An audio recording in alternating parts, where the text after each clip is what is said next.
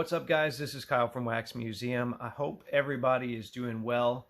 I am coming to you today with the 5th installment of my NBA 75th anniversary team collection.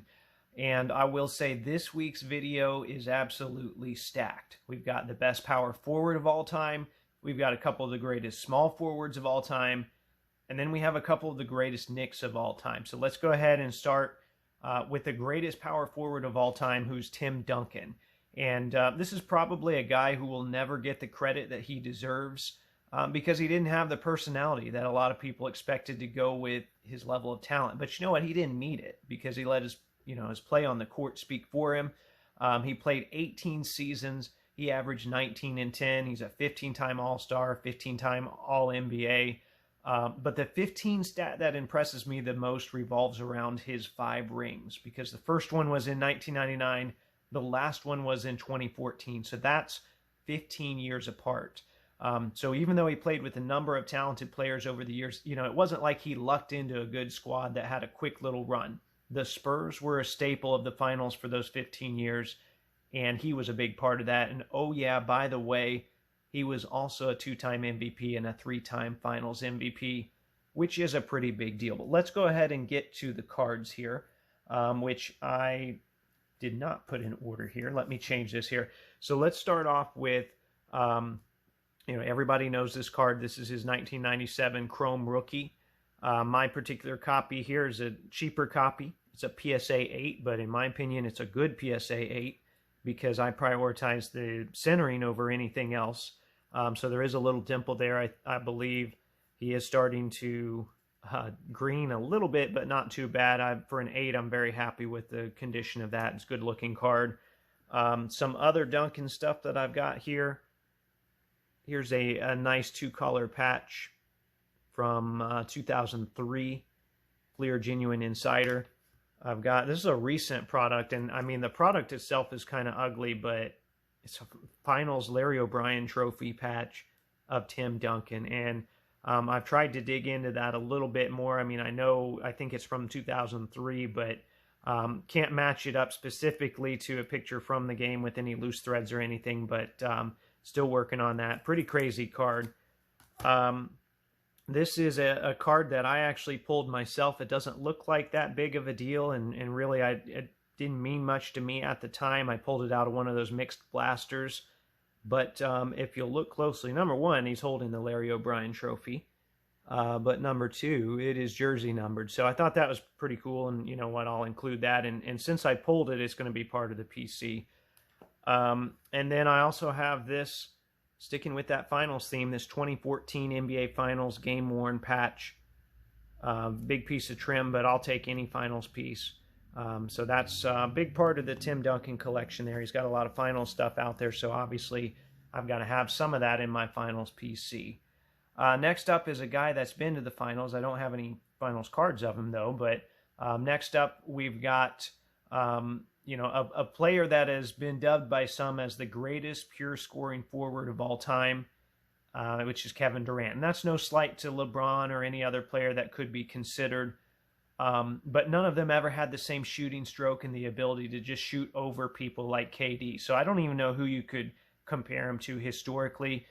At 33 years old, ESPN's NBA list already has him as the 12th best player of all time. And despite a couple recent injuries, he doesn't appear to be slowing down anytime soon. So I would expect him to keep adding to that list of accomplishments, which includes 4 scoring titles, 2 rings, an MVP, 2 finals MVPs, and so on and so on. There are some people that want to discredit his Warriors rings, which is just downright foolish. If you watch those series, you know how big of a part he played in them. And if you don't remember, go back and watch him. Give him the respect he deserves. And all of that is in spite of some unfortunate injuries and unfortunate situations, including the recent Kyrie stuff. But I think we have a few good KD years left. Enjoy them while you can. And likewise, I've enjoyed owning a few Durant cards over the years. Not all of them are the most valuable, but the main ones still mean a lot to me. So let's start off here. This is one that I pulled a couple years ago. I found this lot that had 27 packs Topps Chrome 2007, 2008. And I could have sold them for a lot of money, especially at the time. That's when things were kind of crazy. Could have sold them for a lot of money. I elected instead to rip them because I wanted to pull a Kevin Durant rookie. So I went on Instagram Live and I did that. And believe it or not, I pulled this rookie in the very last pack. I was starting to sweat a little bit because it was looking like a bad decision to open those packs, even though there is an experience cost, and I got it. And I've uploaded that to YouTube, so that breaks out there. You can see that and see the excitement that went along with that. So that's the first Durant I want to show you. The next one here is from 2009, 2010 Rookies and Stars. I bought this at a card show for $10, which normally I'm not buying numbered cards of players all that often, but I thought that was cool because it was 35 out of 100. And actually, now that I think of it, I'll have to dig it up later. I've got another Durant that's jersey numbered. That's a Warriors card. That'll go. I've got a video at the end that's going to show all the ones I missed or forgot about as I was recording. I did a lot of digging, but I'm always going to forget about cards. I couldn't forget about this one, though. This one is a Panini Innovation Stat Line, number 25 of 25. This is a game-dated patch. So this is the exact date that he wore this jersey. You can see it pictured there. You can see him in that jersey. So that is a really cool set here. All right. Next up, we've got Julius Erving. And I first read Terry Pluto's book, Loose Balls, which is about the ABA, when I was a senior in high school, which was around 2006.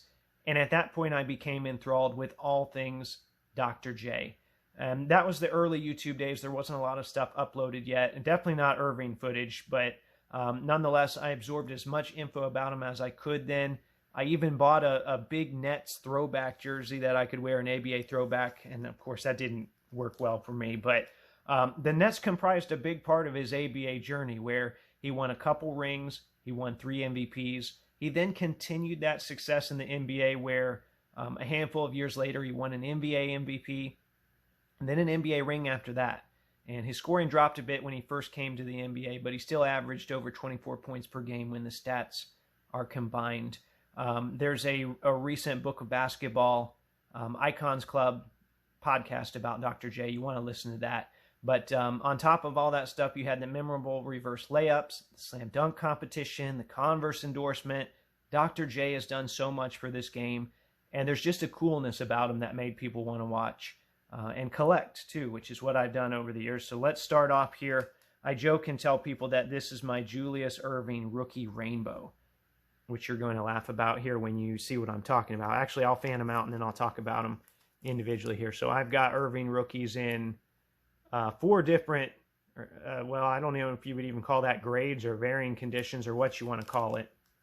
This first one here, I found raw in a lot for like $4. This was, I don't know how many years ago, 15 years ago maybe. But it was a cheap rookie, which even at the time was an awesome cost. And I sent it to a consignor in California that did golf tournaments and got autographs, and I sent it with $50, and he got Julius Erving to sign it for me. And I've had people ask me, well, are you sure about that autograph? Or they'll say, hey, that doesn't look anything like Julius Erving's autograph, because they're more used to what he might give at a card show or whatever. Julius Erving has multiple variations of his signature. This is what we would call the free version. So this is the one that is going to give out at like a golf outing or something like that. Maybe if you meet him somewhere, you'll probably get that one. If you're paying, you'll get a much nicer one. But there are different variations. In fact, you can see even here, and I'll show this one more in a little bit, this is a nicer variation of the quote-unquote free one. All right, so anyway, got that one that's creased in the middle. Found this one recently at a show for $35. I might send it to SGC.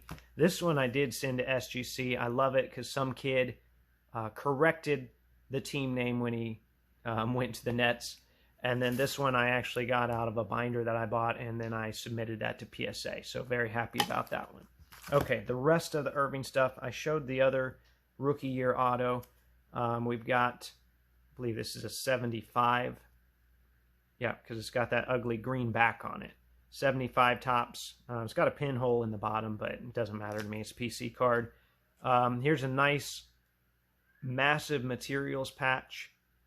which you don't see a lot of that anymore. It's game worn. That's from Panini Black Gold, numbered 7/9, and that's actually one they used in the preview blog for the product, this exact copy. I've got this one here, the Ultimate Game Patch. I've shown some patches from that set before. Not the nicest patch, but still, good old-looking patch nonetheless. This was my first Erving relic, which I probably got when I was back in high school. This is from 2009 Topps Championship Materials.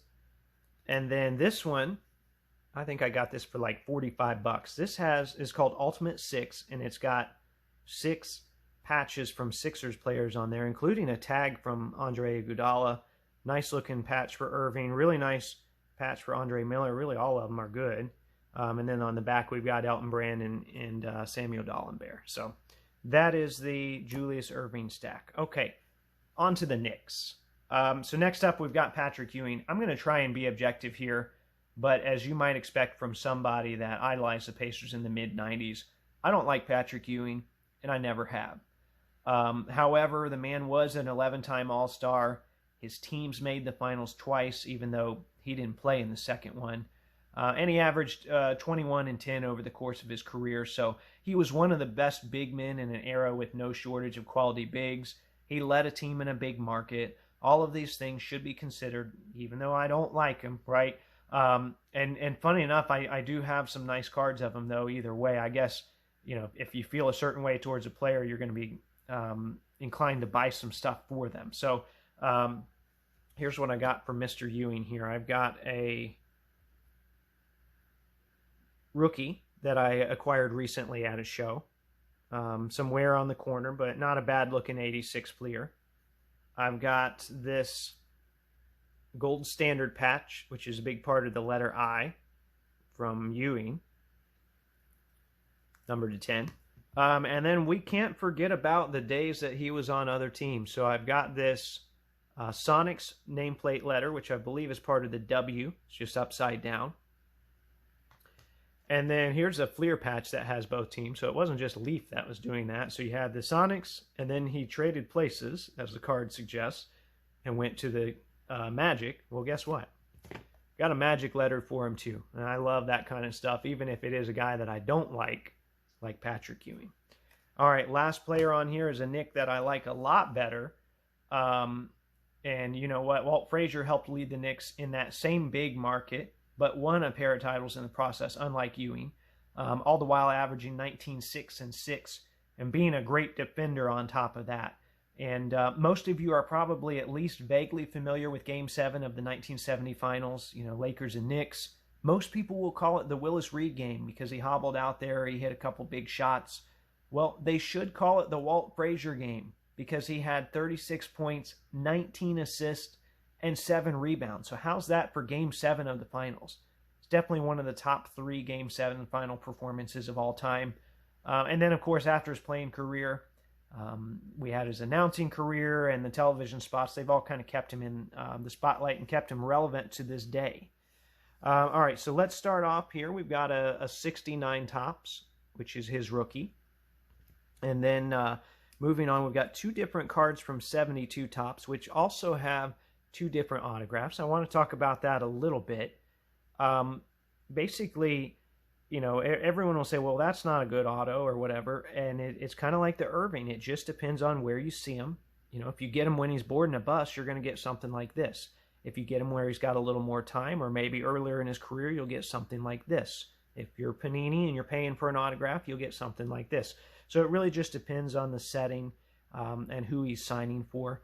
But either way, I'm happy to have those as part of my 72 Topps collection. And then also from Sport Kings, which I know a lot of people don't like unlicensed stuff, but how can you argue with this tag?